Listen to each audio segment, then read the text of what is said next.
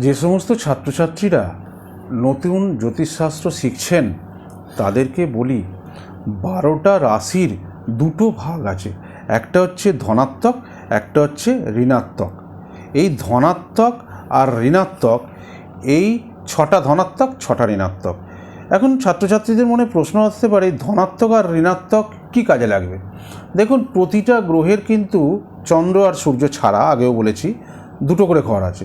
তাহলে একটা গ্রহের দুটো ঘর, একটা কিন্তু ধনাত্মকে পড়ে, একটা কিন্তু ঋণাত্মকে পড়ে। এই ধনাত্মক রাশিগুলোর নাম হলো মেষ, মিথুন, সিংহ, তুলা, ধনু, কুম্ভ। এই 6টা রাশি হচ্ছে ধনাত্মক রাশি। আর এই রাশিগুলো আপনি কি করে জানবেন? একটা বই সঙ্গে থাকলে খুব সুবিধা হয়। একটা বই রেকমেন্ড করছি, এই বইটা একটু কালেক্ট করে নেবেন, তাহলে ভিডিওর সঙ্গে যদি বইটা সামনে খোলা থাকে তাহলে অনেক সুবিধা হবে, আইসেফ হয়ে যাবে এবং সেটা ব্রেনে খুব তাড়াতাড়ি স্টোর হয়ে যাবে। তাহলে এটা সাবজেক্টটা শিখতে খুব ইজি হয়ে যাবে, চাপ লাগবে না বেশি।